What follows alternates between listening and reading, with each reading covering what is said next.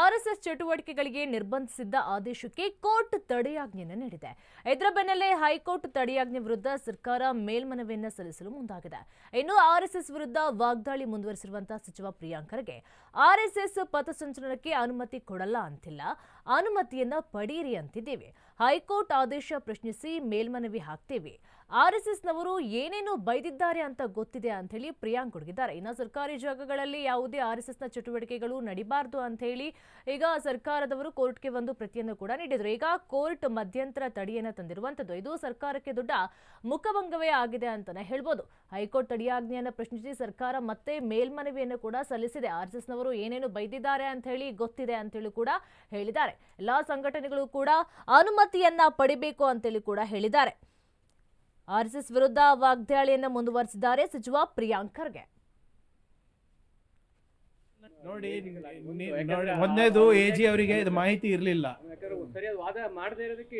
ವಾದನೆ ಹೋಗಿಲ್ಲ ಅಲ್ಲ. ನೋಡಿ, ಅದು ಮ್ಯಾಟರ್ ಲಿಸ್ಟ್ ಆಗಿದೆ ಅಂದ್ಬಿಟ್ಟು ಇಲ್ಲಿ ನಮ್ಮ ಗಮನಕ್ಕೆ ಬಂದಿರಲಿಲ್ಲ.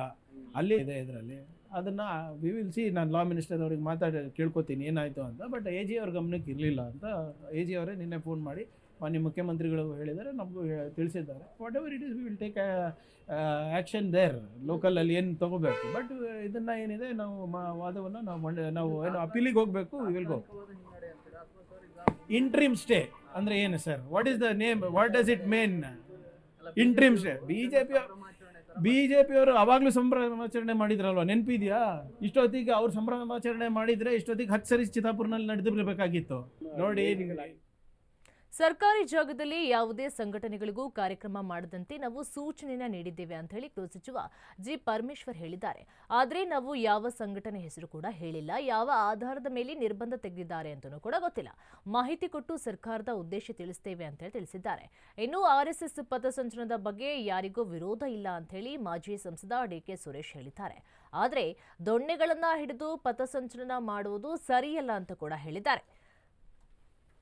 ಅನುಮತಿಯನ್ನ ಪಡೆದು ಪಥಸಂಚಲನವನ್ನ ಮಾಡಲೇಬೇಕಾದ್ರೆ ನಾವು ಮಾಡೋದು ಬೇಡ ಅಂತೇನು ಕೂಡ ಹೇಳಿಲ್ಲ. ಆರ್ಎಸ್ಎಸ್ ಪಥಸಂಚಲನಕ್ಕೆ ವಿರೋಧ ಇಲ್ಲ ಅಂತ ಕೂಡ ಡಿಕೆ ಸುರೇಶ್ ಅವರು ಹೇಳಿರುವಂಥದ್ದು. ಹೈಕೋರ್ಟ್ ತಡೆಯಾಜ್ಞೆಯನ್ನು ಪ್ರಶ್ನಿಸಿ ಸರ್ಕಾರ ಈಗ ಮೇಲ್ಮನವಿಯನ್ನು ಕೂಡ ಸಲ್ಲಿಸಿರುವಂಥದ್ದು. ಅವರು ಸರ್ಕಾರಿ ಜಾಗಗಳಲ್ಲಿ ಆರ್ಎಸ್ಎಸ್ನ ಚಟುವಟಿಕೆಗಳನ್ನ ಮಾಡಬಾರ್ದು ಅಂತ ಹೇಳಿದ್ರು. ಇದಕ್ಕೋಸ್ಕರ ಸರ್ಕಾರ ಏನ್ ಮಾಡಿತ್ತು ಅಂತ ಹೇಳಿದ್ರೆ ಹೈಕೋರ್ಟ್ಗೆ ಒಂದು ಪತ್ರವನ್ನು ಕೂಡ ರವಾನೆ ಮಾಡಿತ್ತು. ಈಗ ಹೈಕೋರ್ಟ್ ಅದನ್ನೆಲ್ಲವನ್ನು ಕೂಡ ನೋಡಿಕೊಂಡು ಈಗ ಮತ್ತೆ ಅದನ್ನ ವಿರೋಧಿಸಿದೆ. ಅನುಮತಿಯನ್ನ ಪಡ್ಕೊಂಡು ಬೇಕಾದ್ರೆ ಪಥಸಂಚಲನ ಮಾಡಲಿ ಅಂತ ಕೂಡ ಪ್ರಿಯಾಂಕ್ ಹೇಳಿದ್ರ. ನಾವೇನು ಪಥಸಂಚಲನ ಮಾಡಬೇಡಿ ಅಂತ ಹೇಳಿಲ್ಲ, ಆದ್ರೆ ಅನುಮತಿಯನ್ನ ಪಡ್ಕೊಂಡು ನೀವು ಪಥಸಂಚಲನ ಮಾಡಿ ಅಂತ ಕೂಡ ನಾವು ಹೇಳಿದ್ದೇವೆ ಅಂತಲೂ ಕೂಡ ಹೇಳ್ತಾ ಇದ್ದಾರೆ. ಹೈಕೋರ್ಟ್ ತಡೆಯಾಜ್ಞೆ ಪ್ರಶ್ನಿಸಿ ಸರ್ಕಾರ ಈಗ ಮತ್ತೆ ಮೇಲ್ಮನವಿಯನ್ನು ಕೂಡ ಸಲ್ಲಿಸಿರುವಂತದ್ದು. ಹಾಗಾದ್ರೆ ಆರ್ಎಸ್ಎಸ್ನ ಪಥಸಂಚಲನಕ್ಕೆ ಅವಕಾಶ ಸಿಗುತ್ತಾ ಅಂತ ಹೇಳಿ ಕಾದು ನೋಡ್ಬೇಕಾಗಿದೆ. ನಾವು ಅದನ್ನ ಡಬಲ್ ಬೆಂಚಿಗೆ ರಿವ್ಯೂ ಹಾಕೋದಕ್ಕೆ ಮುಖ್ಯಮಂತ್ರಿಗಳು ಆದೇಶ ಮಾಡಿದ್ದಾರೆ. ಅದನ್ನ ರಿವ್ಯೂ ಮಾಡ್ತೀವಿ, ಪೆಟಿಷನ್ ಹಾಕ್ತೀವಿ.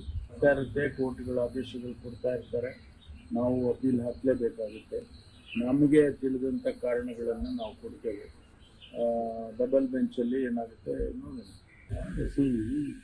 ಈಗ ಹಿಂದೆ ಜಗದೀಶ್ ಶೆಟ್ಟರು ಆದೇಶ ಮಾಡಿದ್ರು, ಅವರ ಪಟೀಲ್.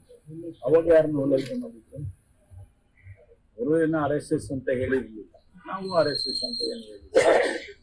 ಸಾರ್ವಜನಿಕ ದೃಷ್ಟಿಯಿಂದ ಇದು ಈ ರೀತಿ ಆಗೋದು ಬೇಡ ಅಂತ ಹೇಳಿ ಒಂದು ತೀರ್ಮಾನಕ್ಕೆ ನಾವು, ಅವರು ಇನ್ನೇನು ಕೂಡ ಅವರು ಅದೇ ಕಾರಣ ಇತ್ತು ಏನೋ ಗೊತ್ತಿಲ್ಲ, ಅವ್ರಿಗೇನು ಕಾರಣ ಇತ್ತು, ನಾವು ಕೆಲವು ಕಾರಣಗಳಿಂದ ಆ ತೀರ್ಮಾನವನ್ನು ಸರ್ಕಾರ ಮಾಡ್ತೀವಿ. ಅದಕ್ಕೆ ಕೋರ್ಟ್ನವರು ಅವ್ರು ಬೇರೆ ಅವ್ರಿಗೇನು ಅರ್ಥೈಸ್ಕೊಂಡಿದ್ದಾರೆ ಕೋರ್ಟ್ನವರು ಗೊತ್ತಿಲ್ಲ, ಅವರು ಆ ರೀತಿ ತೀರ್ಮಾನ ಕೊಟ್ಟಿದ್ದಾರೆ. ಈಗ ನಾವು ಮತ್ತೆ ಅಪೀಲ್ ಹೋಗ್ತೀವಿ. ಅಪೀಲ್ನಲ್ಲಿ ಮತ್ತು ಹೆಚ್ಚಿನ ಮಾಹಿತಿಗಳನ್ನ ಕೊಟ್ಟು ಸರ್ಕಾರದ ಉದ್ದೇಶವನ್ನ ಅವರಿಗೆ ತಿಳಿಸ್ತದೆ. ಏನು ಆದೇಶ ಬರುತ್ತೆ ನೋಡೋಣ. ಈ ಚಡ್ಡಿ ಹಾಕೋತಾ ಇದ್ರು, ಪ್ಯಾಂಟ್ ಹಾಕೋತಾ ಇದ್ದಾರೆ. ಸೊ ಬದಲಾವಣೆಗಳನ್ನು ಅವರಲ್ಲೂ ಕೂಡ ಮಾಡ್ಕೊಳ್ಬೇಕು. ಅದು ನಾನು ಅವರ ಹೇಳೋಷ್ಟು ದೊಡ್ಡವನಲ್ಲ, ಆದರೆ ವಿಚಾರಗಳು ಬೇರೆ ಬೇರೆ ಸಂಘಟನೆಗಳು ಕೂಡ ಇವತ್ತು ಮುನ್ನೆಲೆಯಲ್ಲಿ ಇದೆ. ಸೊ ಹಂಗಾಗಿ ಈ ವಿಚಾರಗಳನ್ನು ಖುದ್ದು ಅವರೇನೇನೇ ಅರ್ಥ ಮಾಡಿದ್ರೆ ಭಾಳ ಒಳ್ಳೆ.